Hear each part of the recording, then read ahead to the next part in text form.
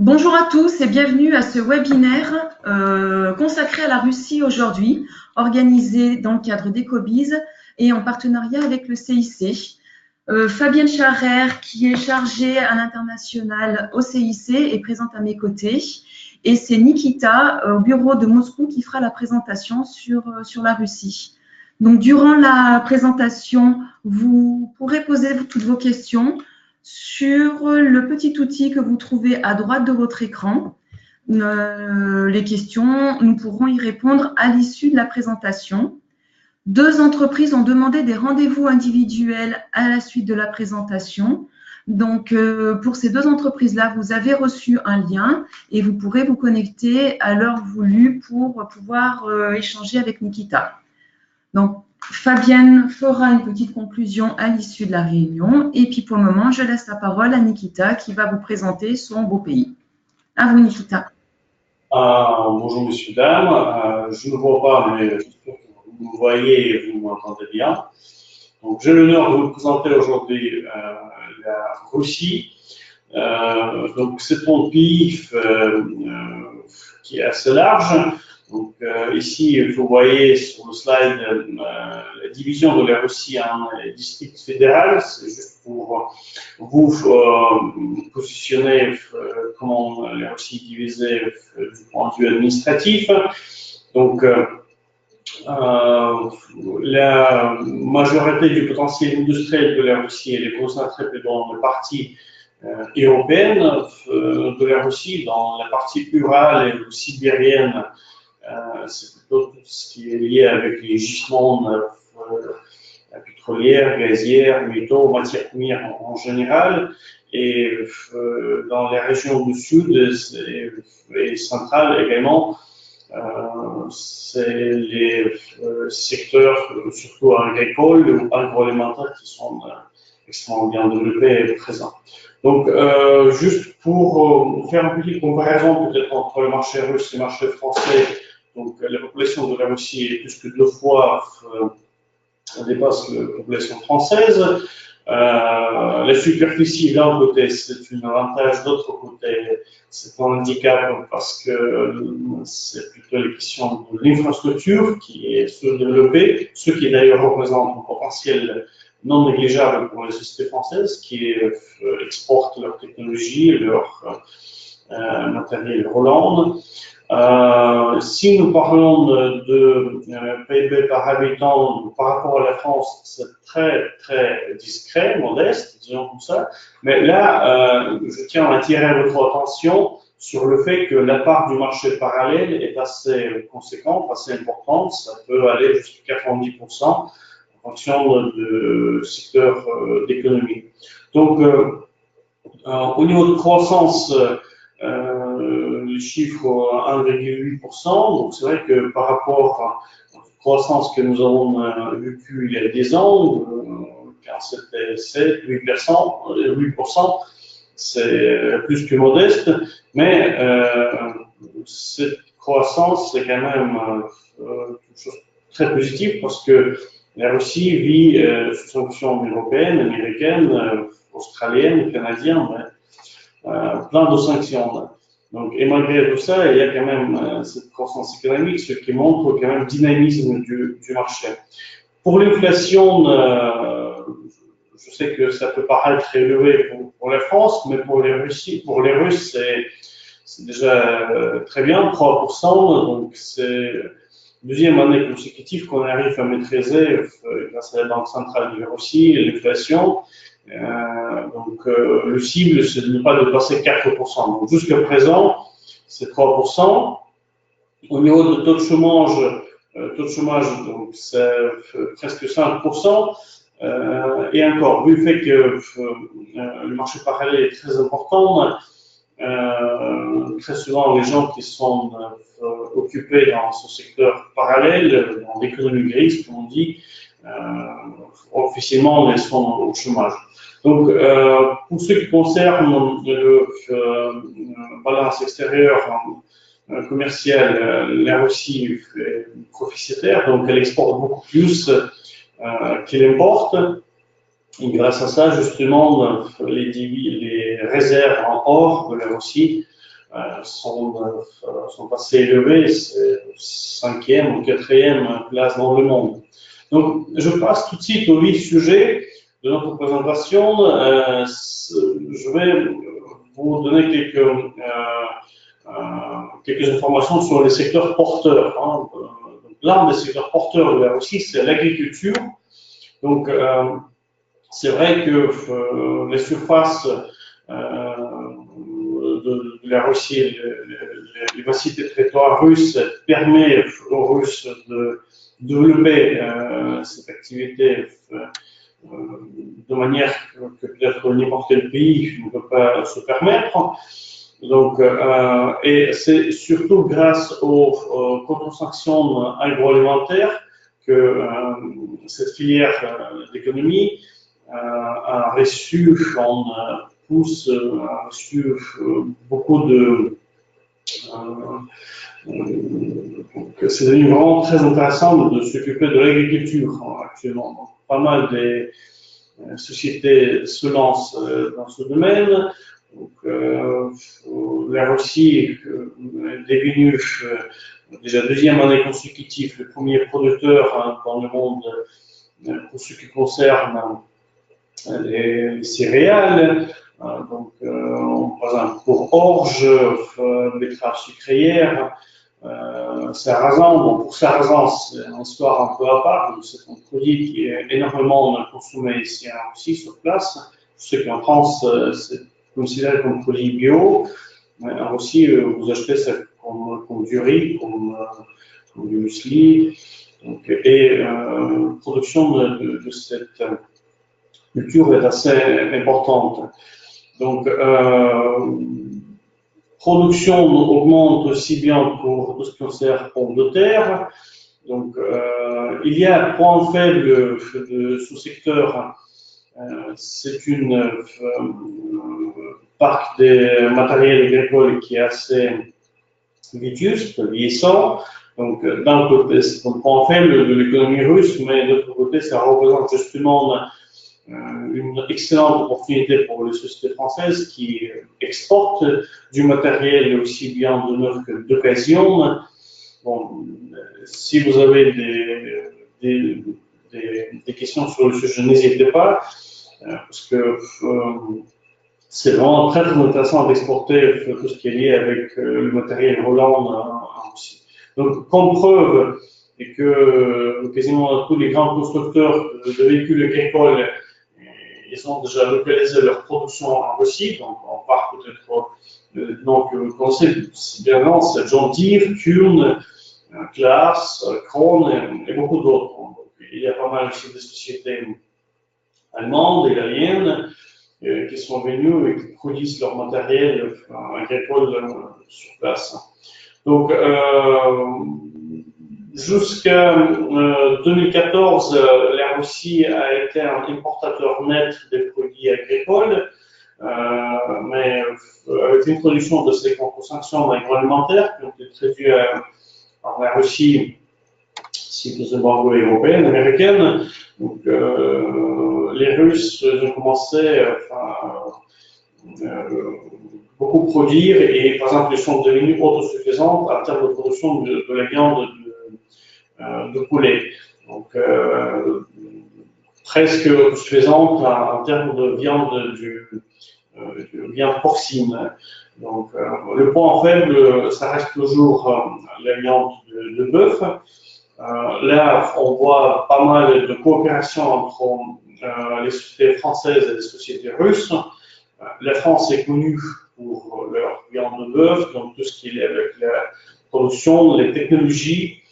Donc, c'est super bien perçu, apprécié par les groupes holding agricoles russes. Et par exemple, il y a un salon, 2 salons par an, 2 salons internationaux par an qui sont consacrés justement à ce sujet. C'est AgroFarm, qui doit avoir lieu prochainement au mois de février et suivant c'est au mois d'octobre.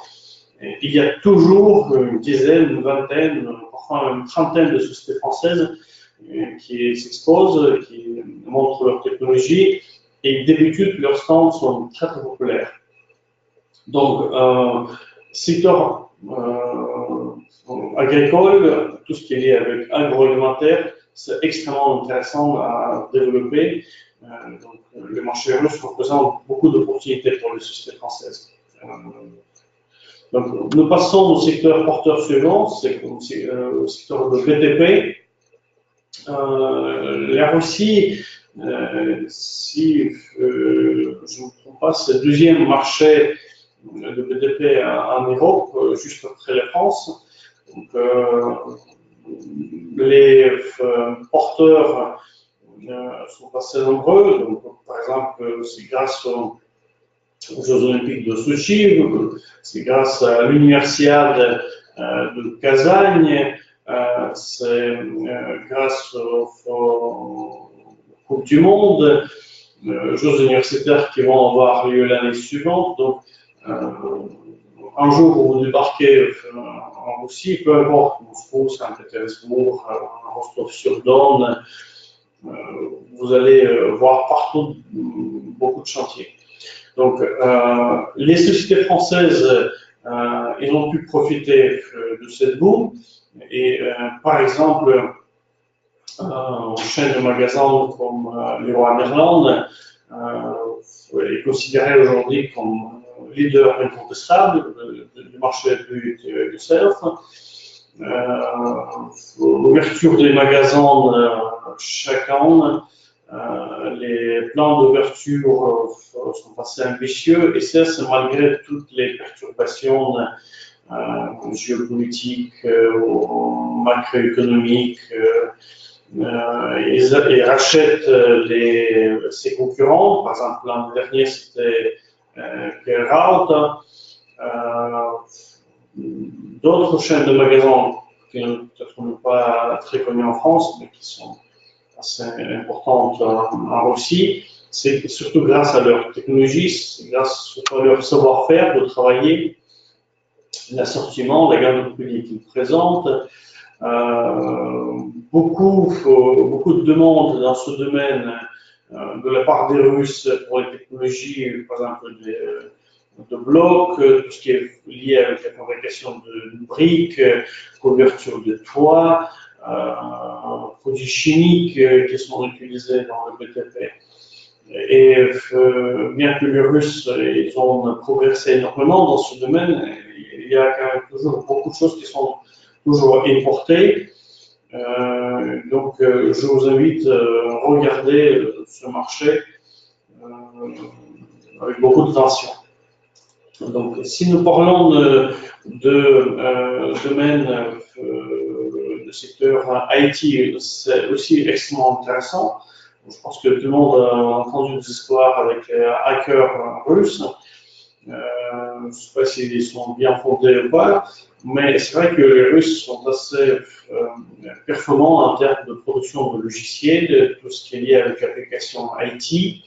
Ce secteur IT se marie bien d'ailleurs avec le secteur agricole, parce que vu l'immensité du territoire de la Russie, parfois il manque de ressources humaines. Donc, les Russes ils ont déjà commencé à utiliser beaucoup de technologies IT, donc supervision, des champs d'exploitation, donc on regarde où il faut ajouter des engrais, où il faut mettre plus de lumière. Donc, c'est vraiment les secteurs qui commencent à pénétrer dans la vie agricole au quotidien. Donc, on constate pas mal des alliances entre les sociétés IT et le secteur agricole aussi. Donc, pas mal de sociétés françaises qui commercialisent leurs logiciels, leurs applications sur ordinateur en Russie. Le bureau de Moscou a été également impliqué de trouver, par exemple, des partenaires, de distributeurs importateurs de ce type de logiciels, voir les questions de services après-vente, s'il y en a, mais d'habitude, là, il faut aussi rendre hommage aux sociétés françaises. Ce sont des logiciels qui fonctionnent extrêmement bien, donc les professionnels des deux côtés, ils s'entendent bien sur le sujet. Donc, si nous parlons du secteur Internet, il faut savoir que quasiment toute distribution actuellement est présente dans Internet, mais par exemple, à la différence de la France, a aussi leur propre moteur de recherche comme Yandex, comme Rambler, comme Mail.ru. Donc, Google n'est pas du tout leader sur ce marché. Donc, c'est pourquoi quand les sociétés françaises souhaitent être présentes dans l'espace Internet russophone, pour être plus proche à la clientèle russe, il faut surtout viser ces moteurs de recherche. Il y a des sociétés russes qui rendent les services dans la promotion. Et il y a pas mal de bels exemples de la coopération franco-russe dans ce domaine aussi. Bon, les Russes, ils ont leur propre système GPS qui s'appelle GLONASS. À base de cette technologie de géonavigation, il y a pas mal d'applications qui sont développées, y compris par les sociétés françaises qui travaillent pour ce système. Donc, ça représente un potentiel non négligeable. Si nous parlons de l'aquaculture, donc c'est un autre secteur qui se développe de manière spectaculaire ces dernières années. C'est surtout suite aux introductions de contre-sanctions russes,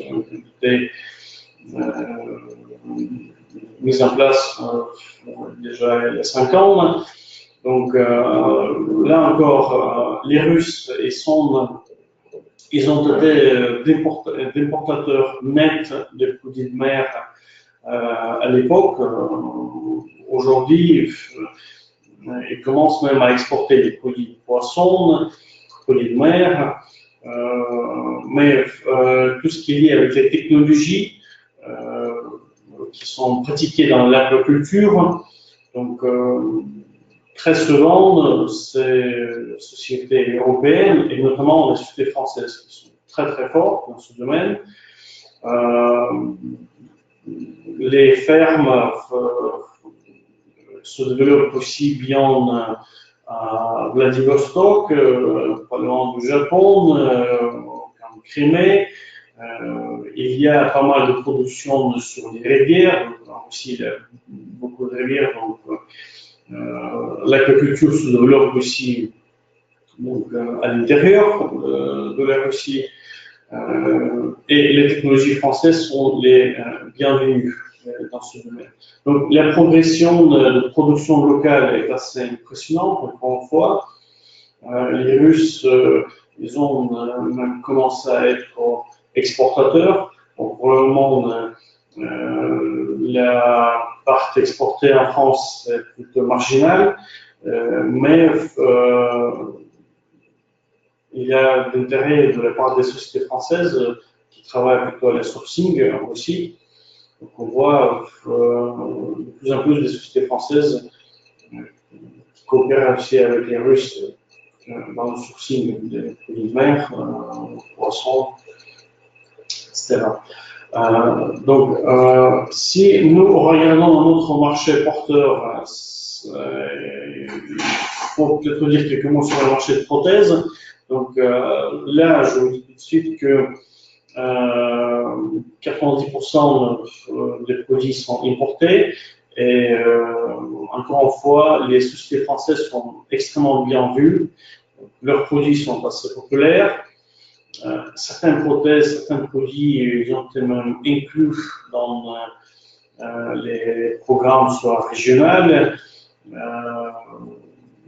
Certaines cliniques privées achètent des produits français en exclusivité, bien qu'il y ait parfois des équivalents russes. Donc, c'est surtout la qualité irréprochable des produits français qui est à l'honneur et qui plaît beaucoup aux Russes. Les Russes font énormément de progrès dans ce domaine, donc il y a de nouvelles productions qui sont lancées, mais c'est pas encore suffisante. Donc les marchés restent importateurs nets. Donc si il y a des sociétés françaises qui sont dans ce domaine, donc je vous appelle de regarder ce marché avec beaucoup de attention. C'est vraiment très, très intéressant. Donc, notre secteur qui commence à montrer ces indices, les indicateurs qui sont extrêmement positifs, c'est le marché de bien-être. Donc, et ce n'est pas uniquement les femmes qui sont les preneurs de ce type de service, mais il y a de plus en plus des hommes. Donc, ce segment se développe pas mal, donc beaucoup de produits sont importés. Donc, la France est l'un des leaders dans ce domaine. Donc, les matériels, les produits à base de matières premières naturelles, production française, sont extrêmement populaires.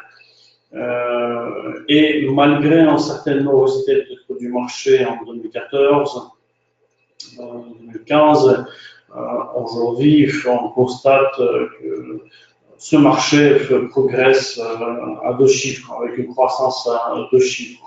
Donc actuellement, le bureau de Moscou traite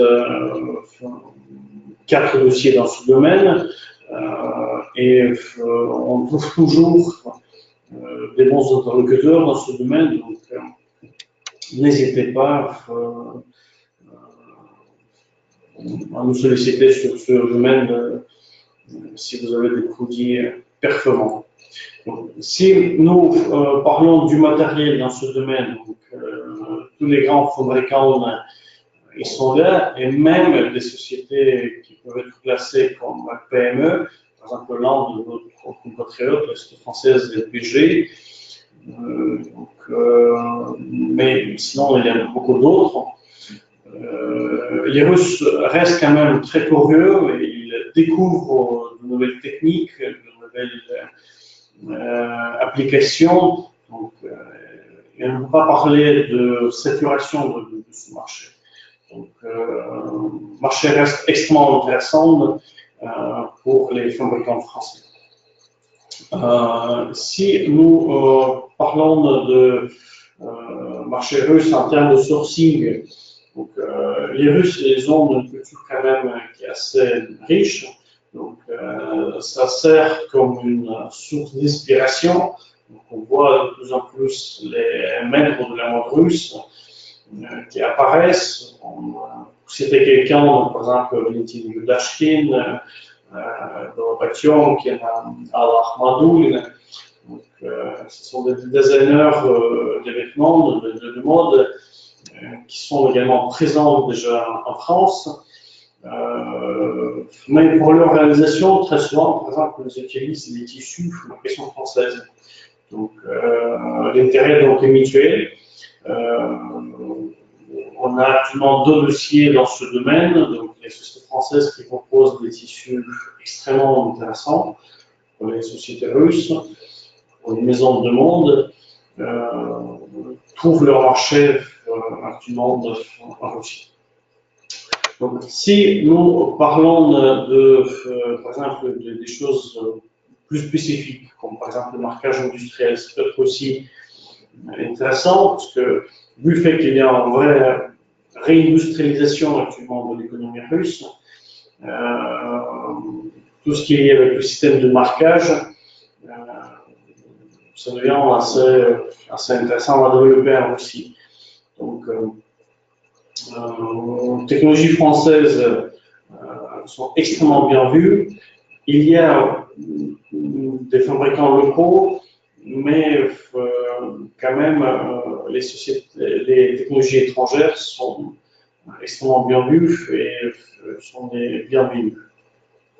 Si nous parlons de matériel électrique Donc là, aussi bien pour basse tension que pour la haute tension.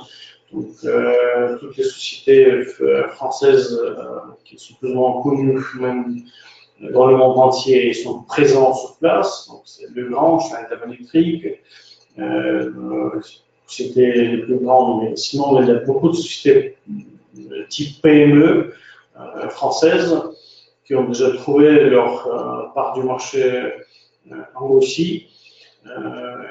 Là, il faut aussi dire que c'est pas uniquement le marché russe qui représente Fontaine, mais c'est aussi les marchés des pays limitrophes, disons comme ça. Donc, ce sont des ex-républiques soviétiques qui regardent très souvent ce que pratiquent les Russes et après ils reproduisent cette expérience chez eux. Donc là, la Russie est considérée plutôt comme une plaque tournante pour aller sur les marchés des pays limitrophes, comme la Russie, Kazakhstan, avant c'était plutôt l'Ukraine. Si c'était quelques noms français, voilà, c'est les sociétés Nielet, donc le société Siemel et certains autres. Un autre secteur qui est assez dynamique actuellement en Russie et où le savoir-faire français est énormément apprécié, c'est le secteur de l'emballage. Donc, juste pour citer quelques noms, sociétés comme Nokia, Farbal, Timon, Xapac, Dupac, CGP. Donc, toutes ces sociétés sont présentes déjà sur place. Donc, ils arrivent à se positionner sur ce marché qui reste quand même assez concurrentiel et trouver sa part du marché. Donc, il y a des fabricants locaux, mais pour le moment, ils ne sont pas suffisamment performants pour permettre aux Russes d'abandonner l'importation sur ce secteur. Si nous parlons du marché aéronautique, bon, les Russes sont obligés d'avoir cette industrie et développer cette industrie, puisque le peuple qui ne maîtrise pas son territoire ne peut pas dire qu'il contrôle vraiment ses frontières, son pays. Donc, il faut contrôler, il faut pouvoir se déplacer sur la terre comme en l'air. Donc, ce secteur il a connu une baisse assez importante dans les années 90, mais aujourd'hui, on assiste plutôt à la renaissance de cette industrie. Donc, beaucoup de temps a été perdu donc, au niveau de la recherche. Aujourd'hui, les Russes sautent, ils préfèrent d'acheter les technologies. Donc, l'une des réussites, c'est l'avion civil Sukhoi Superjet, fait à la base de technologie Sukhoi, et surtout grâce à la coopération internationale. Et il y a beaucoup de sociétés françaises qui y participent avec leur technologie, matériel, leur savoir-faire. Donc, on voit beaucoup de coopération dans ce domaine entre les Russes et les Français. Et ça continue malgré certaines difficultés qui sont liées surtout avec les sanctions et les contre-sanctions. Actuellement, le bureau de Moscou traite deux dossiers dans ce domaine et on trouve toujours de très bonnes pistes, de très bons partenaires dans ce domaine. C'est une coopération mutuellement avantageuse. Donc, Bon, faire les affaires, c'est bien, mais le plus important, c'est quand même, c'est bien d'être payé. Donc là, pour les modes de paiement, donc, les Russes ne sont pas des extraterrestres. Donc, ce sont des modes de paiement assez classiques. Donc, pour des montants faibles, pour ça, les Russes, ils préfèrent souvent le prépaiement. Voilà, mais sinon, ils se sont habitués avec la technique de crédit documentaire. Donc, vu le fait que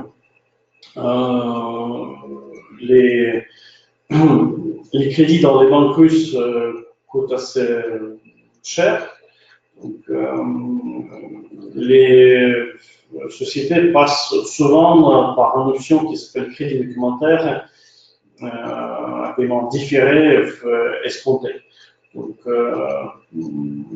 dans ce domaine, CIC coopère avec une douzaine de banques russes en termes de crédit documentaire. Donc, parmi les leaders, on peut citer les banques comme Sberbank, c'est la première banque de la Russie, VTB, mais c'est parmi les banques qui sont plutôt considérées comme des banques publiques, par exemple, il y a des actionnaires privés aussi dans ces banques.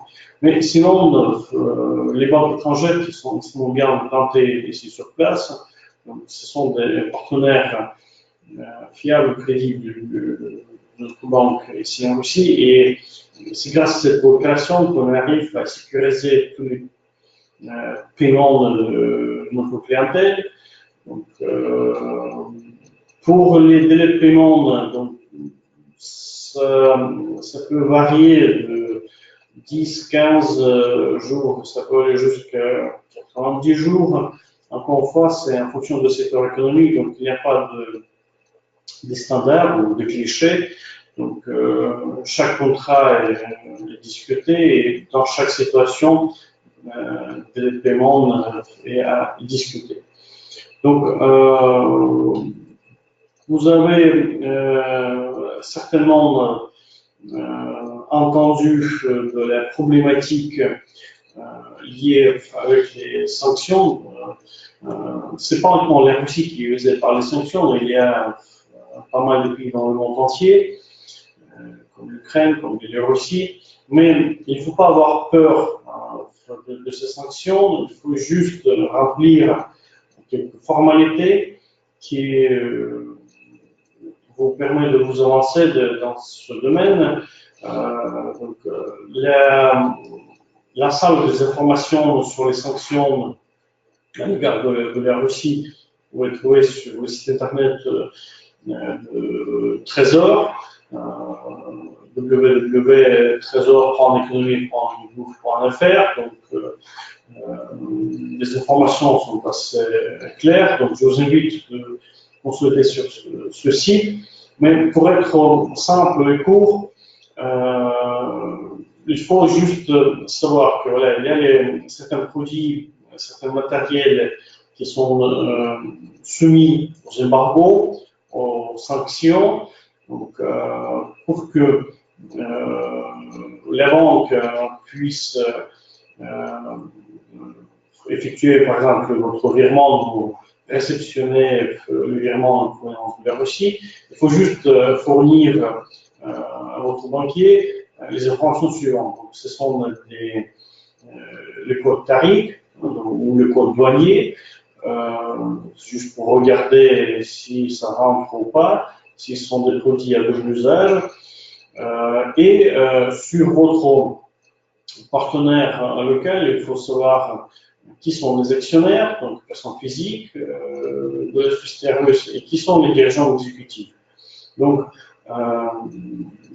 c'est quand même assez rare qu'on tombe sur les sociétés qui sont sanctionnées, sur les personnes qui sont sous sanction, parce que il s'agit du business. Hein, donc, les personnes sanctionnées, c'est plutôt des hommes politiciens plutôt. Donc, ce sont des informations qui sont plus ou moins faciles à obtenir. Donc, aussi, il y a un équivalent de Kibis qui s'appelle Egrul. Donc, les sociétés russes sont de notre expérience et sont déjà bien familiers avec cette pratique. Donc, beaucoup de sociétés russes elles ont déjà ce document prêt sur leur table. Donc, il faut juste oser poser les questions en russe pour qu'ils vous envoient ce document. Encore, ça s'appelle EGRUL. Donc, et de préférence, il faut que ce soit bien sûr traduit soit en anglais, soit en français.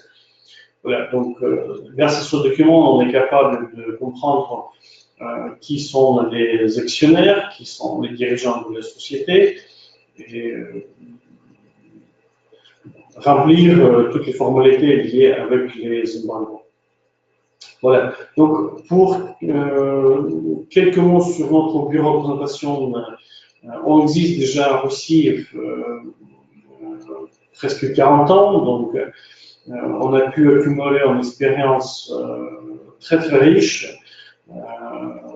Notre carnet d'adresses est à votre service. Donc, on a un effectif du personnel qui est bilingue et même très langue. Donc, on est habitué aussi bien à la mentalité française et en même temps, on est tous d'origine locaux. Donc, et on met notre expérience à votre service.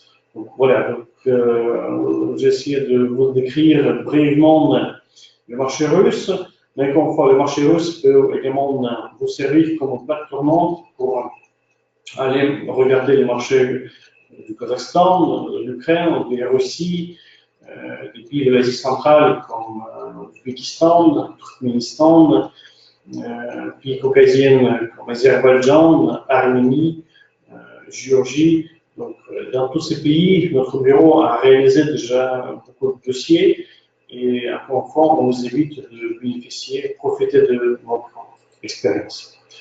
Voilà, merci de votre attention. Et si vous avez des questions, je suis à votre disposition, comme d'ailleurs mes collègues. Eh bien, merci Nikita pour cette présentation très claire. On a une question qui est la suivante. Pouvez-vous nous dire 2 mots sur l'importation de vin en Russie, s'il vous plaît? Vin en Russie. Bon, dommage que je n'ai pas prévu de slides pour le vendre, mais c'est un marché aussi assez dynamique. C'est vrai qu'il y a maintenant une filière de production du vin local qui se développe pas mal. D'ailleurs, c'est aussi grâce au savoir-faire français. Donc, on voit des œnologues et des sommeliers français qui partagent leur expérience. Mais si nous parlons d'importation du vin, des spiritueux en général, on constate l'augmentation de consommation, par exemple, des vins effervescents, des vins mousseux. C'est vraiment des chiffres assez impressionnants, 60-70%. Pour les vins tranquilles, vins rouges, par exemple, la croissance est plus modeste, mais quand même non négligeable, c'est presque 15%. C'est vrai que exporter du vin en Russie, c'est devenu un travail qui nécessite certains efforts parce que la concurrence est assez importante et à part du vin en provenance de la France, il y a concurrence de la part du vin italien qui est aussi assez populaire, espagnol, de Nouveau Monde, mais c'est un marché qui reste quand même assez intéressant. Le plus important, c'est de bien trouver votre partenaire, distributeur, importateur. C'est une chose absolument indispensable parce qu'il y a beaucoup de formalités, vu le fait qu'il s'agit des produits soumis aux taxes, par les taxes. Il y a certaines formalités à respecter. Par exemple, il faut coller les timbres d'accise dehors du territoire de la Russie. Donc, les marchandises, les ventes doivent arriver sur le sol russe déjà avec les vignettes collées sur les côtés. Donc, il faut recevoir ces vignettes, il faut planifier avec le distributeur importateur dans quelle quantité cette année, par exemple, ce sera livré. Donc, il y a certains, encore une fois, un nombre de formalités à respecter, mais sinon, le marché reste assez performante, assez intéressante. Au mois de mai de cette année, on a organisé même une mission collective d'une douzaine de producteurs du vin et spiritueux en sens large aussi. C'est extrêmement bien passé. C'était fait aussi avec le club international pendant 2 jours. Les équipes françaises, elles ont pu prendre connaissance du marché russe des spiritueux, regarder comment les produits sont exposés dans les rayons magasins, rencontrer les distributeurs importateurs. Donc c'est une expérience bien riche et je pense qu'on va peut-être reproduire ce type d'événement. Donc, la chose à retenir, c'est de bien trouver votre partenaire local qui va vous guider en fait dans toutes les formalités douanières, logistiques. Voilà. Mais c'est un marché extrêmement intéressant.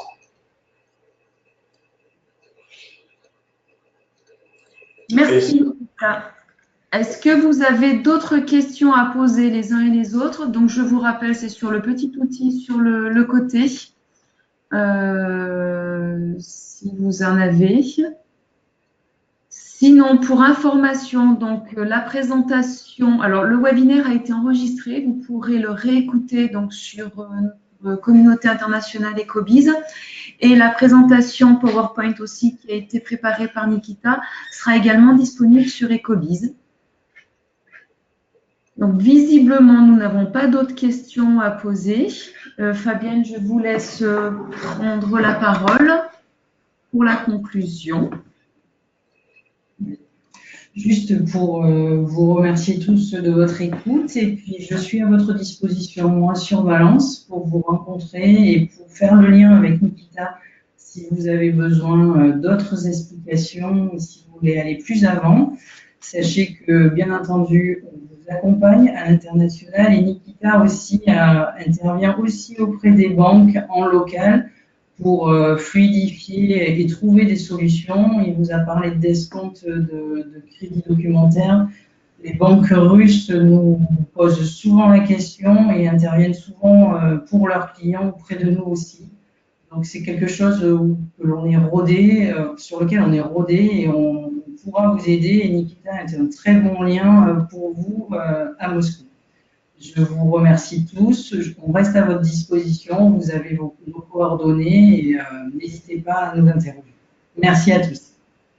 Donc, les coordonnées, Nikita les a fait voir tout à l'heure, sont à la fin de la présentation. Voilà, vous pouvez les trouver sur ce document-là. Et puis, je reste également à votre disposition pour toute question que vous pourriez avoir. Le marché russe, effectivement, est dynamique et porteur. Même au niveau régional, il y a une mission qui s'organise la semaine prochaine. Il y a pas mal d'entreprises. Donc, n'hésitez pas à contacter Fabienne qui fera le lien avec Nikita. Je vous souhaite à tous une excellente journée. Pour le prochain rendez-vous, je vous laisse vous connecter sur le lien que vous avez reçu. Et le suivant, on vous contactera si on a terminé avant 10h30 pour vous dire de vous connecter un petit peu plus tôt. Bonne journée à tous. Merci Nikita pour la présentation. Merci Fabienne. Et à très bientôt. À très bientôt. Au revoir.